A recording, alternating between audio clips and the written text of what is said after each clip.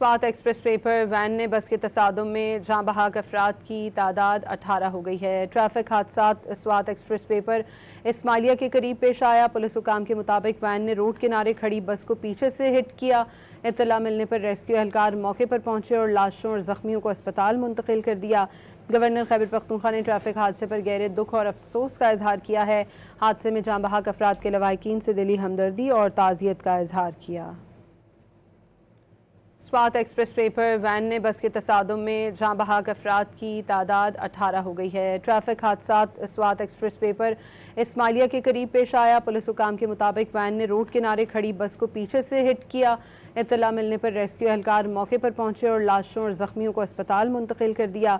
Governor Khyber Pakhtunkhwa ने traffic हादसे पर गहरे दुख और अफसोस का इजहार किया है।